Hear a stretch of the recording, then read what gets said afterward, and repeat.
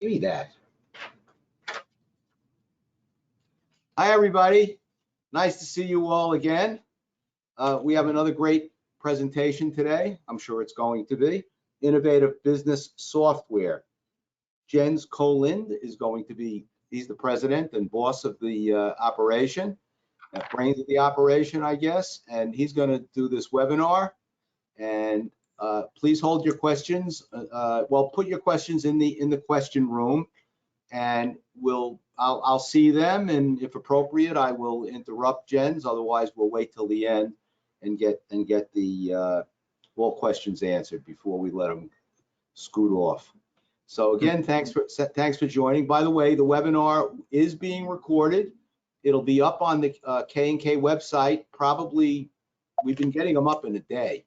Let's just say a few days, and it'll certainly be up by then. And that's it. So we're going to get started, and thank you all again.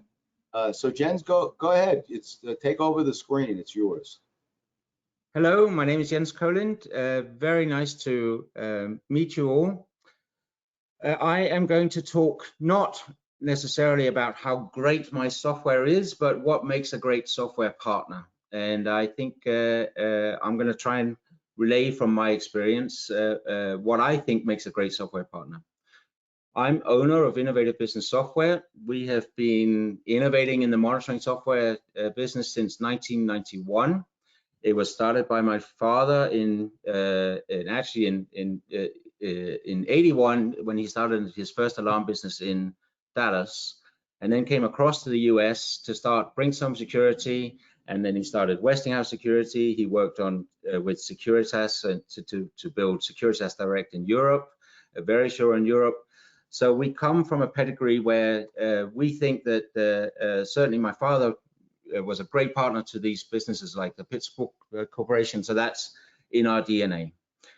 Me personally, I have a healthcare background. I have been implementing systems. I've been procuring and buying systems for the health service in the UK before I came to Innovative around 10 years ago. So I really understand about what it is that I looked for in a software partner when I was buying healthcare systems, and what I wanted to, how the relationship I wanted to have with those people. I tended to buy large systems, and so for that covered the whole of the UK for 55 million people, and the business change element of that was as important as the software and the technology. So, Jens, can you just click your screen so you start your slide presentation so it increases in size? Yeah. Is that better? Is that better? Ken?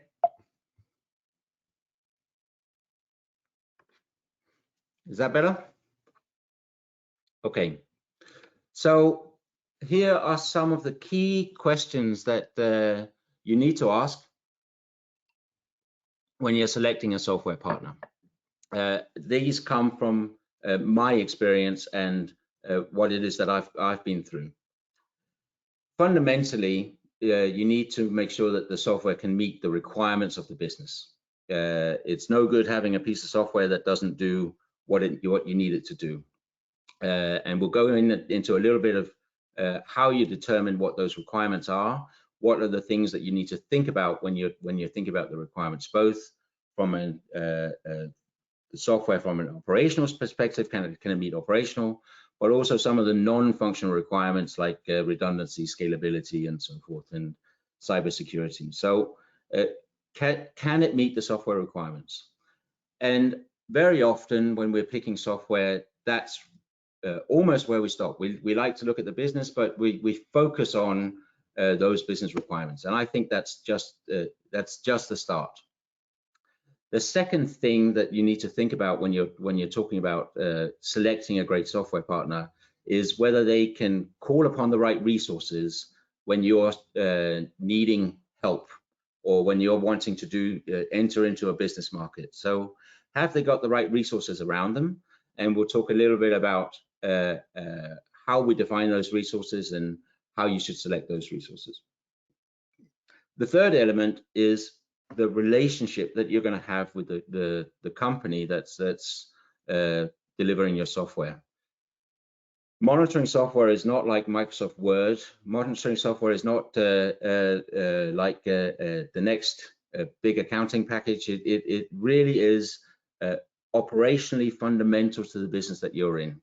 So you need to have a relationship with the company that works in tandem with you, grows with you, is responsive to you, can help you out when you have issues, can guide you. So how do you define and build that relationship? And finally, where I'm really passionate is the right approach to business and technology change. So when you're buying software, you might have a Rolls-Royce sitting on the driveway, and it can do everything that you could possibly want it to do. But you need to make sure that it's embedded in your business and you're taking advantage of the features, that you understand what the features are. You're changing the way that you operate so that the software can support you in the best way possible. So we're going to spend about half an hour in discussing these questions.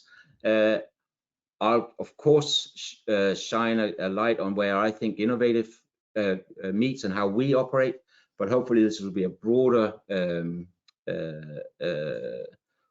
you'll take away some things that you can ask your software vendors when you're coming up with trying to figure out how to change software part. So let's start with those functional requirements. So what we could tend to call your business core requirements.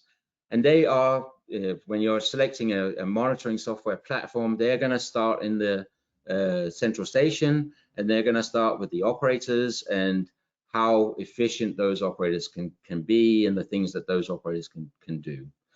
They're going to, we're going to talk about emergency mode, or we're going to talk about how many alarm queues do you have, and how do we handle the different the zone, the signals that are coming in a different way and in a efficient way, and how do we help the operator through the process of dispatching or the alarm? How do we help the operator through the process of viewing the video in the right way? How do we track and do the correct audit logging of what an operator is doing?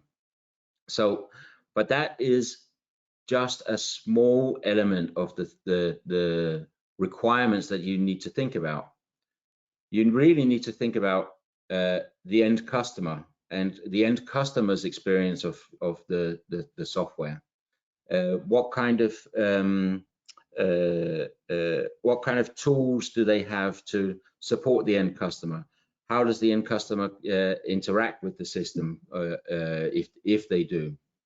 You need to think about the sales element. So what kind of things can this software enable so that your sales team can be more effective and they can win different types of businesses than they can enter into new markets than the one that they've been in previously.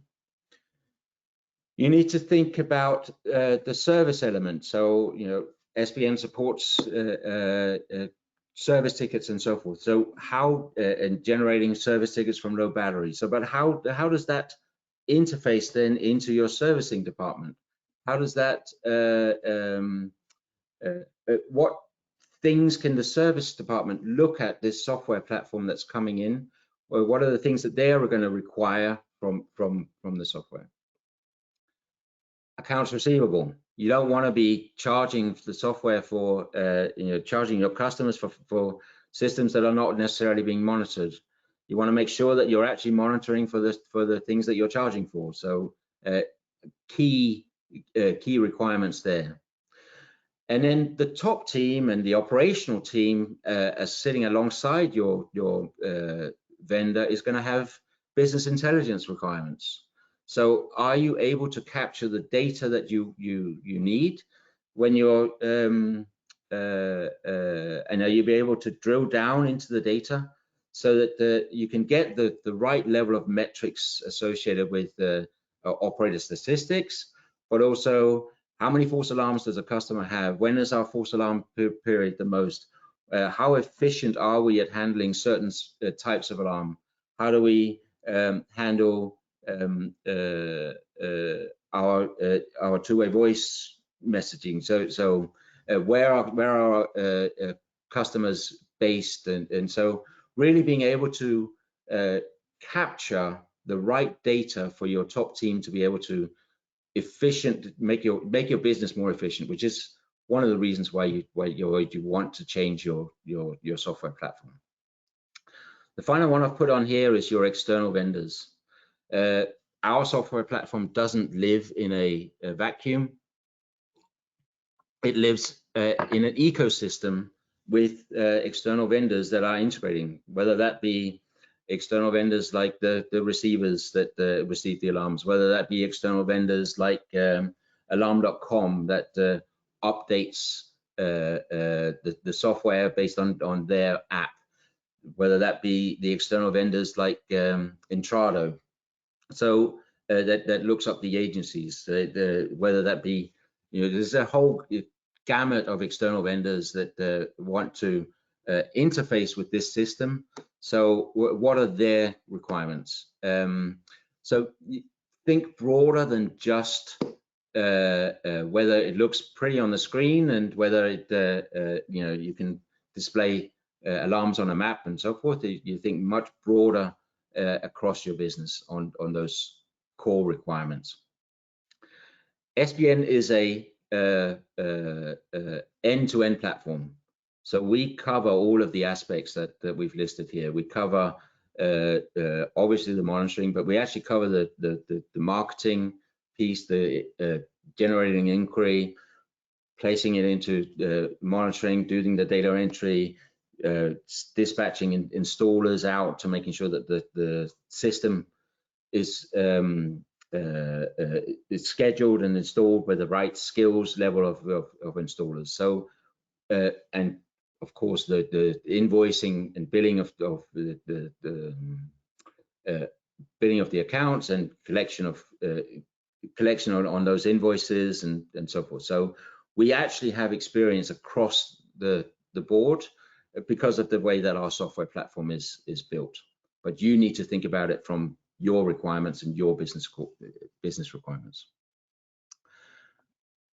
You're then going to have this amazing, really top-notch operational system that meets all of your core business requirements, but there are also going to be your non-functional requirements. So does it support the scale that you're wanting to operate at? And by scale, I don't necessarily mean, oh, you can handle millions and millions of signals. By scale, I also mean, does it support the fact that you are just monitoring a few thousand accounts or 100, 200 accounts? That does it fit the business and the scale of the business that you're in? It's no good implementing some software that is high scale without thinking about whether you can actually operationally manage it. We have our smallest customer is roughly 150 accounts, like a small city that's looking after their own accounts, or a hospital system that's looking after their accounts, up to 4.5 million accounts. So we really do understand both range of scalability and redundancy. You're going to need to think about how the software vendor does their upgrades, how the software vendor has a change management process in place to make sure that bugs are not introduced. You're going to make sure that they are thinking about, whether they support the underlying platforms, technology platforms that you've got. Whether, of course, the standards, whether it's UL 827, UL 1981.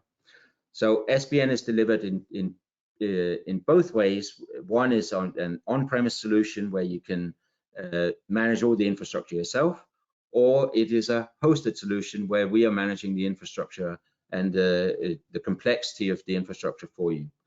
So we have that capability of understanding. We have to go through the process of upgrading our technology. We have to understand the complexities of networking. We have to understand the complexities of operating under UL 827 and going through UL 827 inspections. So how does your software meet those non-functional requirements?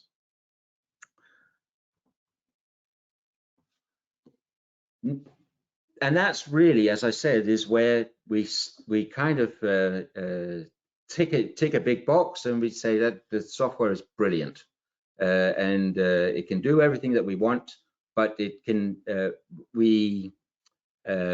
it can scale to our operations. It's got all the bells and whistles. We know that we can support it, but I think there are some broader and deeper questions you should be asking about your software vendor that means that you're going to be supported throughout the lifetime.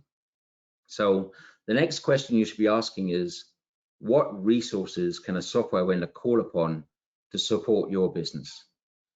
Now, you might be in the wholesale monitoring business and you might be handling alarm dealers that are operating at 300-400 alarm dealers. You might be in the proprietary hospital system. So does your software vendor have the track record? Do they have the resources that they can call upon to say, how do I best handle wholesale monitoring in the US? How have other customers that your vendor have, how do they handle it? You might want to enter into a new business. So you might want to, you're doing alarm handling, you're doing alarm signaling and fire alarms and fire inspections and so forth. And now you want to go into video because video is chargeable at a much higher rate. You might want to go into two-way voice, elderly care. You might want to go into personal safety. Does your software vendor have the experience or have resources that they can pull upon where they understand that business?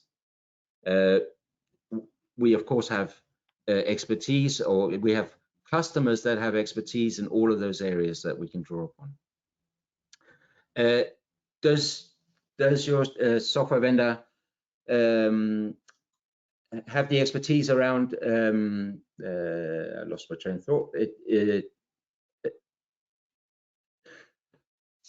So just make sure that they have the right resources that they can draw upon to support the business that you're in and the business that you're wanting to go in. Can you tell us what Innovative supports? So for example, I'm curious, do you have text messaging that you provide back to the customers?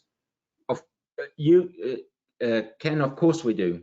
We are, we have all of the functional requirements that you can think of. We were the ones that invented a personal safety app back in 2016, I think. We support two-way texting. We support texting and cancellation of alarms. We support leaving a voice message, the operator phoning up, leaving a voice message, and saving the time, leaving a voice message automatically and saving the time and moving on to the next alarm. We support auto feeding of alarms when you've got 200, 300 operators in the business, in your monitoring center. So we can do all of the functional. If you think about what our customer list looks like, there is not much technology that we can't support. But more fundamentally, Ken, it's all about the resources.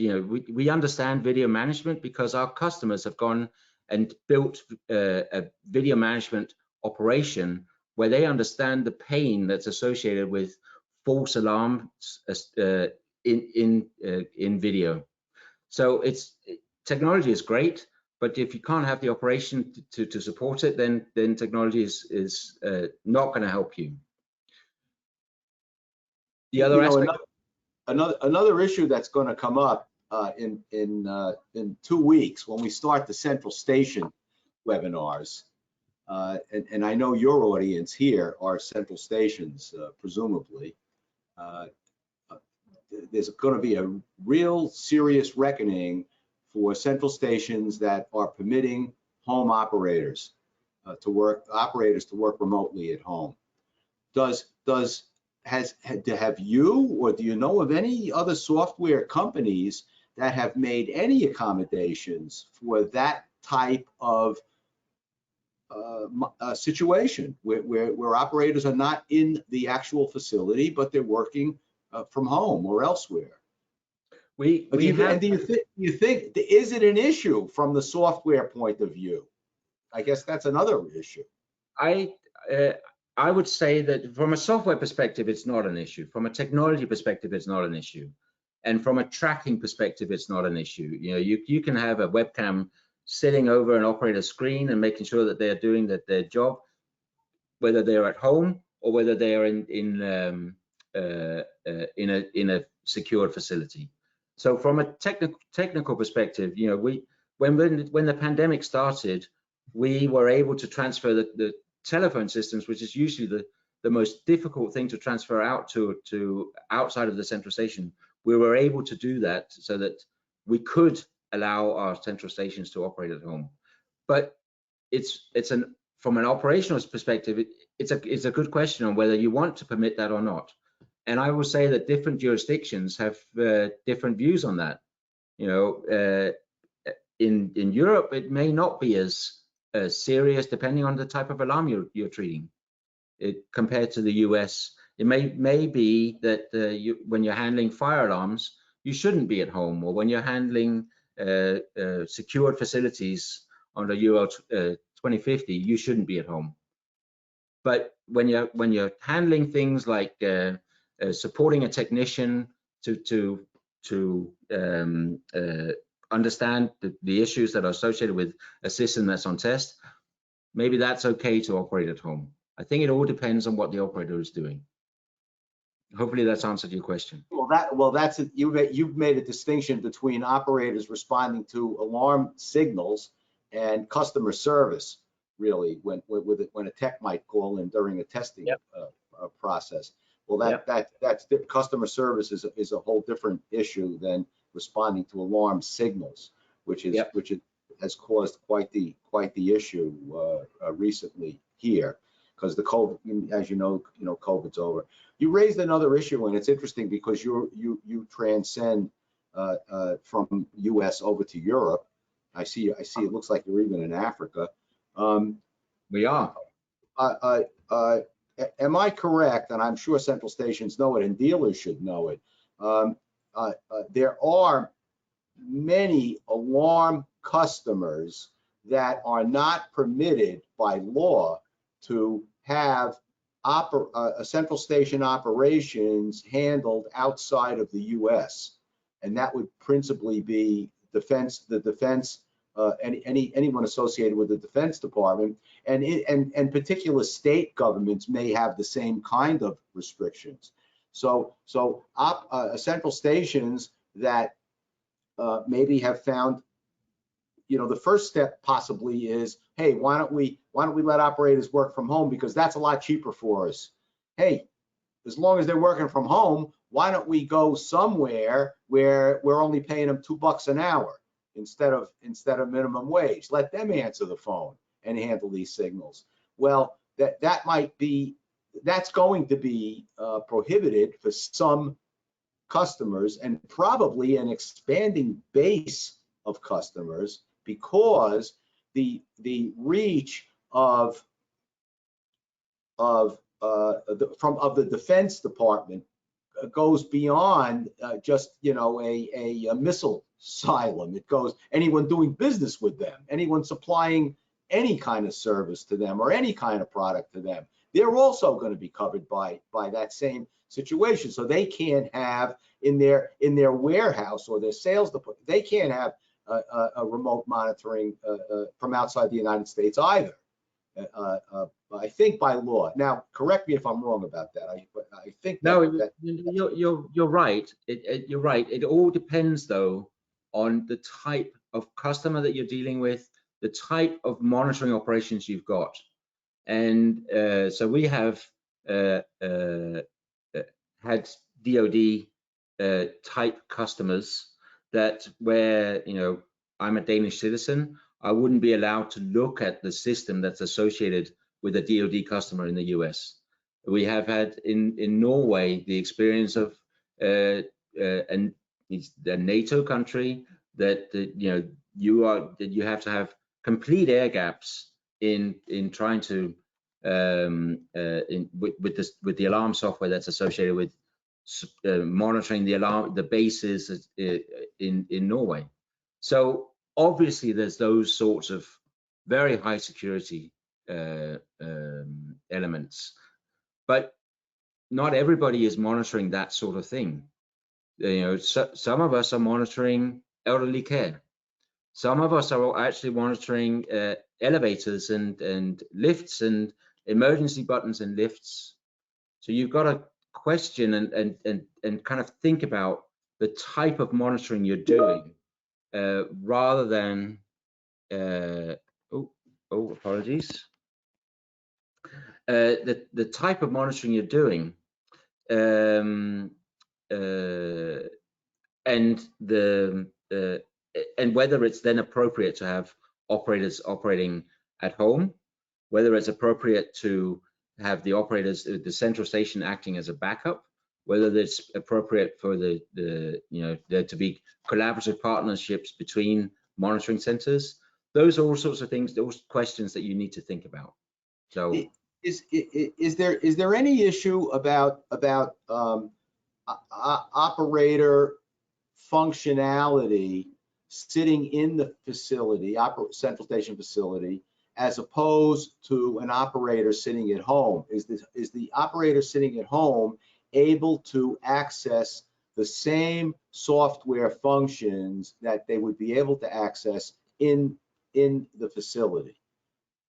And is that different? Is that something that that Innovative has and maybe some other software doesn't, or do you think that's not a software specific issue? Well, I mean, we have all the requirements around how much do we permit from a technology perspective to go outside of the monitoring center. But that's a company decision. It doesn't necessarily. It's not a technology issue on where you can where you operate from. It's an operational and a broader business question that you need to answer there. So, have you covered in the presentation what kind of support service, customer service do you have when someone signs on with Innovative? What can they expect in setup assistance, migration from another software system, and ongoing support? How does that look? How does it work? And also, what is it going to cost? How long is a piece of string? So we will cover implementation processes and transition processes, which is a very important part of picking your software vendor. But it's important in the initial stages and as a partnership going forward as you're implementing new features and functionality. So as you can see, Ken, we are a global company. We started in Denmark.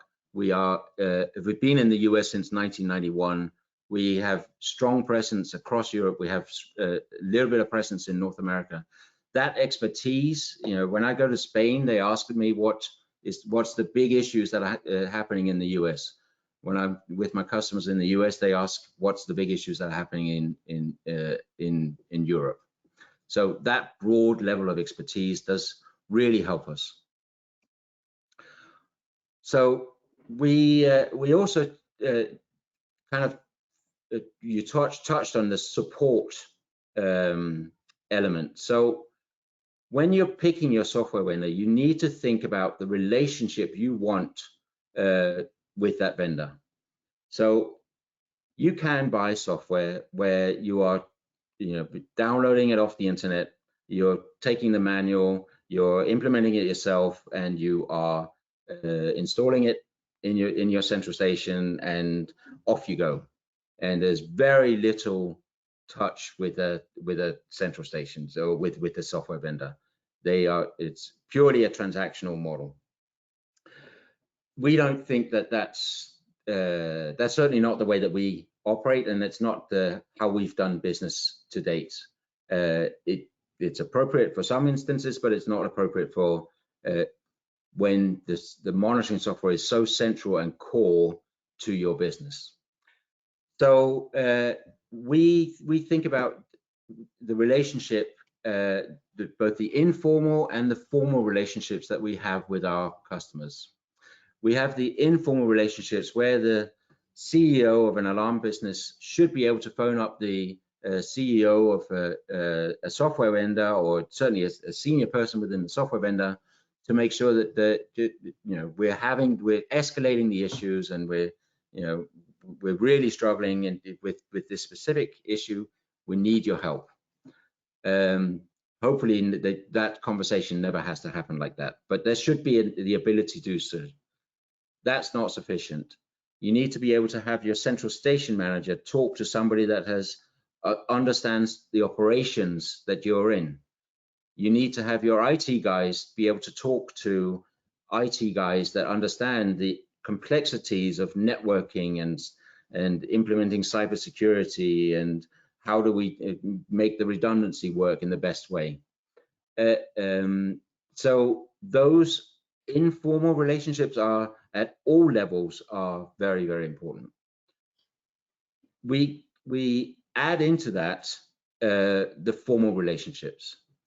We think that so with some of our customers, we do quarterly reviews where we are tackling. We look at the issues that have occurred in the last quarter. We look at the issues that are where we've handled something well, where we've handled something badly, so we both learn from that, and we share the experiences from each side, and we share if the software vendor had done something different, then the process would go smoother next time. We also look at what is coming up in terms of business change. So what I'm wanting to start monitoring elevators. I'm wanting to go into the personal safety business. That's very different from alarm handling. It's very different from Berg and fire. What is it that, how is it that you, my software vendor, can help with that transition into that business? What expertise and resources do you have to help me? What functionality do we need to change within the platform? What features do we need to enable? What things do we need to develop to support that transition into a new market? So the formal quarterly reviews are very, very important. How does a central station get started with you? How do they say, you know what, we're with somebody else, or we're just getting started? Most of them, I would say, are there already, and they're with somebody else, or they've just decided to automate, and they say, you know what, let's call Jens at Innovative and see what's up. How do they get started with you, and what does it cost? We charge on the basis of the number of accounts that you have. So for a large central stations, the cost is bigger versus a smaller central station. So well, I don't think we have 4.5 million customers on anybody on this webinar. So let's move down to 100,000, 250,000, maybe up to 1 million customers, maybe 2 million customers. The bigger central stations. What are we looking at here? So obviously pricing is discussed on an individual customer basis. So that's depending on what it is that you're wanting to try to achieve. But I can talk about how you get started with us.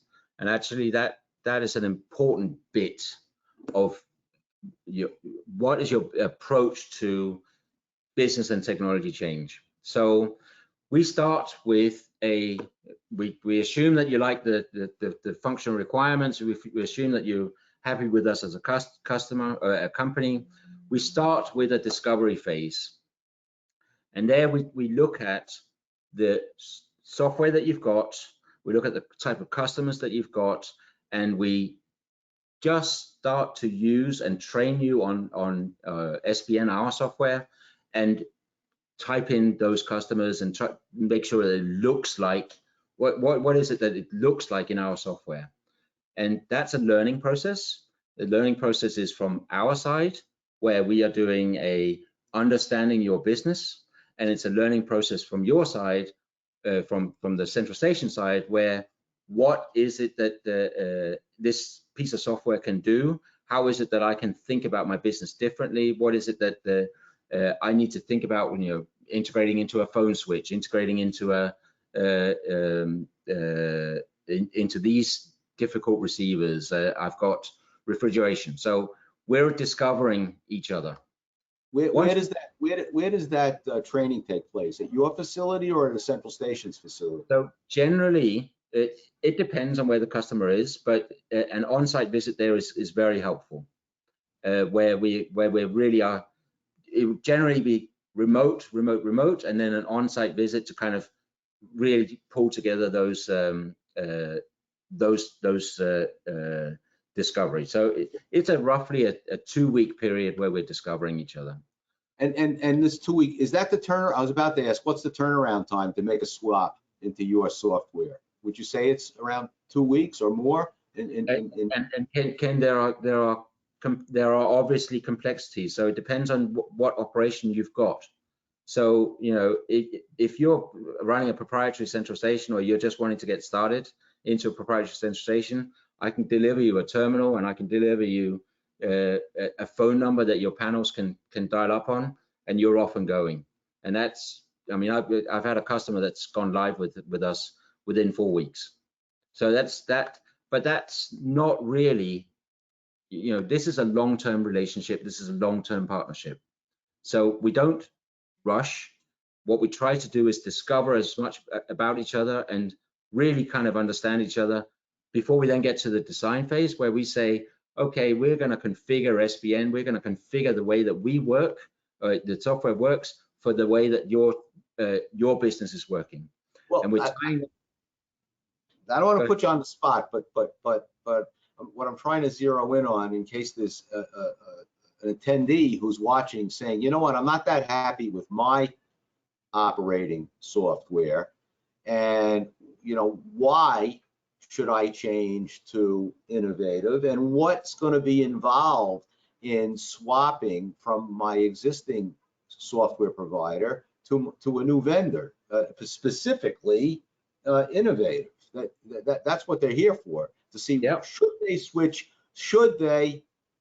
switch, and what's involved in switching. That's what they're on this webinar for, I think. Yep. Well, we have a very clearly defined process. So where you have your discovery phase, we understand each other. Then you get into making sure that your signals are hitting in the right place. Then we go through making sure that the end customer products are good, that your end customers are going to receive the same form of invoice, that you know, or they are going to look at the reports that are coming out of the system in the right way, or they're going to be able to use the right apps. So we look at those end customer products, and then we have a switchover where we are training the operators on the data that they're used to, and then we have a very brief parallel running where we then go into making SBN your primary system. So timescale wise, it can be as short as 4 weeks. It can be 6 to 12 months, depending on the complexity of your operation. So and I'm sorry that I can't answer it in more detail, but I think that we take each customer as they come and look at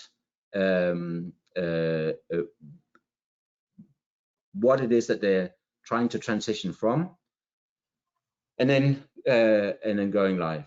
So But are there existing software vendors that you transition, that are able to transition to your software more easily, or perhaps not at all? So if someone already has an operating software in their central station, maybe they're stuck with that operation, or no, it's every operation, or these operations can be migrated over to yours. We've not met a vendor where we can't transition across. Obviously, we can transition across some where we've done it before. So Sims is a good example, or we've done all of our competitors within the US. We've transitioned from. So it's not, it's not that we're not aware of what the other vendors are doing. But again, it's not just about the conversion process or the data process.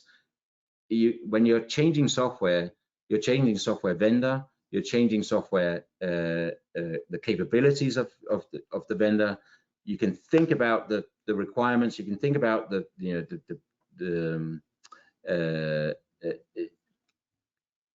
SPN will meet your requirements. I know that it will meet your requirements. But think about the vendor that you're selecting, and I think that's really why what I'm trying to say is it's not just about how brilliant the software is. Well, I don't know. Again, I don't want to put you on the spot, but do you know what the population is of central stations in the? I'm only talking U.S. and approximately how many you service now? I mean, is this a popular software package for central stations in the U.S., or are you just getting started, or no? You know, are you number 1? Are you number 10? Where are you? Depends on how you define it. So we're great within the large central stations, and we're fantastic within the proprietary market for our hosted platform.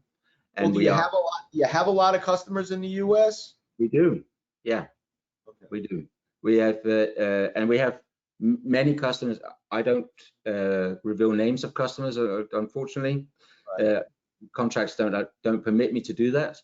But right. We do have a broad range of customers from California, large customers in California, to wholesale monitoring stations in, Northeast or Central, to, as I said, proprietary central stations. So we have full service operations, we have a proprietary, we have wholesale, we have every flavor of monitoring center that you can possibly think of. Is there an upfront charge, or are you a monthly charge when someone switches over and uses your software?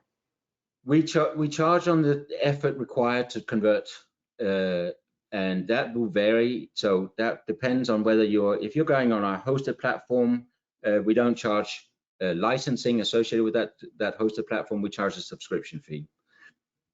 If you are on our on-premise platform, we charge a license fee up front, and then a maintenance fee a reduced maintenance fee, annual maintenance fee. Okay, and I guess there's no point in discussing what those rates might be because they're so varied depending on the customer. They depend on the customer, yeah. They depend on what it is that you're trying to do.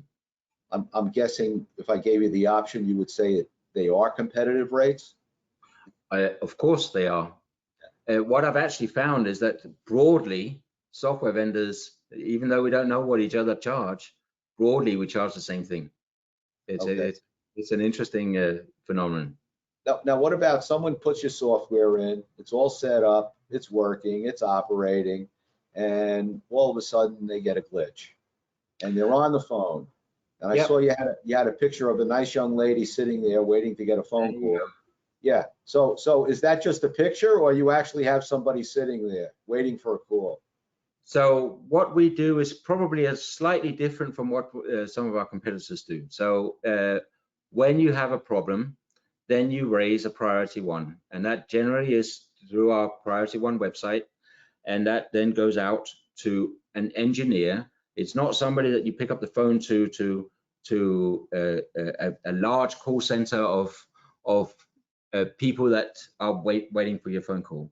It goes directly to the engineer that built the software, that built that can actually fundamentally help you. It's not just somebody that's picking up the phone just to say hello.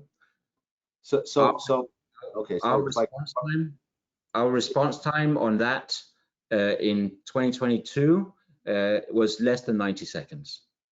So less than 90 seconds, you have an engineer on the phone that's helping you figuring out what the issue is. Oh, okay. That's it. So the initial contact is online, either by email, I guess. But Yep. you say that someone should expect to hear back from you very quickly. Okay. Within, yeah. So that was our average response time in 2022. Okay. So it's and I think, you know, we have different support models, and we have different size of software companies, and we do things in a different way. But the fact that you can get hold of somebody that can actually solve your problem that quickly, that's an important factor when you're dealing with life safety. By the way, how does your customer support communicate back to your customer? Is it also electronically, or are they picking up the phone? They will phone. Okay. Here's a question that came in. What other software platform has Innovative converted from repeatedly and successfully? So Sims, Bold, Dice. I think we've done a microkey one. I can't remember the last time we did a microkey one, but we've done European ones at ISM in Europe. So we've done quite a number.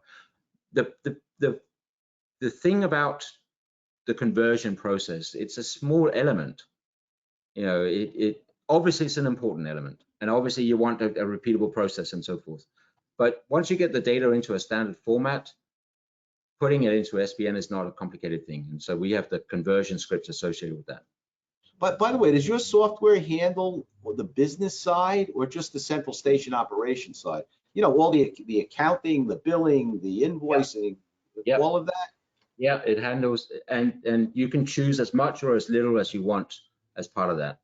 So you can choose whether you're wanting to do sales, you know, have it as a CRM system where you're sending out quotations. You can choose to have it just for the monitoring side. We do fire inspections, we do guarding, we do video, we do two-way voice with elevators, two-way voice with purse buttons. We do a lot of things. Yeah, payroll system on there? We do not do payroll, but we do track time. So we don't actually do, you know, we can send data into a payroll provider that's associated with the, you know, a tech being on site and off site and tracking mileage and so forth. We do that. Do you hook up with any particular credit card processor? We have many different credit card processors and bank transfers and so forth. Is the central station required to use any particular credit card processor?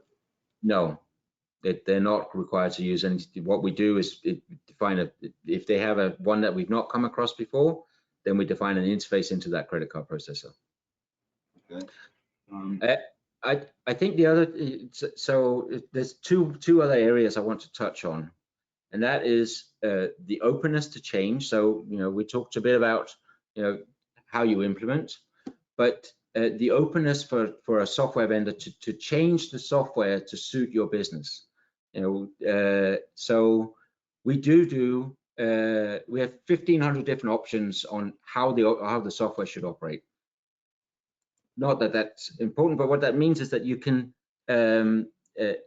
tweak the software, or you can go into a market, or you can say, I want to be in the personal safety business, so therefore I'm going to make my operators operate in a certain way, so therefore I'm going to ask Innovative to make a change to their software. I think we're one of the very few vendors that we're not cookie cutter. We allow you to embed that software into your business. Obviously, you can take the cookie cutter version, but you're wanting to grow, you're wanting to go into new areas, you're wanting a software development partner. We have another question. If we want to get to it. Does Innovative have a SOC Type 2 certification? We are in SOC Type 2 data centers in our hosted platform. Yeah. Okay, that was a question that we had. So do you have your contact information for them on your webinar so that they know where to track you down?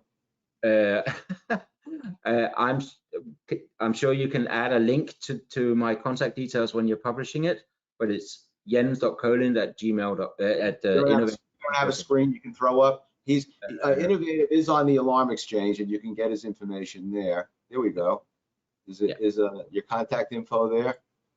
So it's jens.colind. My contact details I should have put them in the webinar. That's a learning point for me. Yes, you should have. You know, your home phone number, your cell number, your family phone numbers everywhere. So when that system's not working, they know where to track you down. That's right. That's right. Well, so we don't have any more questions, and we are coming up on an hour. So Jens, if you have anything final you want to say, please do. Any more questions? You better get them in right now because we're wrapping this up. Ask the right questions when you're picking a software vendor. Think about the questions. Don't just think about the functionality. Think about the software vendor that you're trying to partner up with. Okay, well, I want to thank Jens for his presentation. I want to thank you all for attending. I hope you got something out of it. I hope some of you give Jens a call and look into his program if it's suitable for you, and if you're thinking about it. That's why we're putting these presentations on. So with that, I want to bid everyone again a thank you. Jens, one final word if you have one. Thank you very much for your time. Okay, all right, everybody. I'm gonna figure out how to close this webinar down. Oh, and it will be recorded, and you can see it again or send it around in a day or two. Bye, everybody. Thank you again.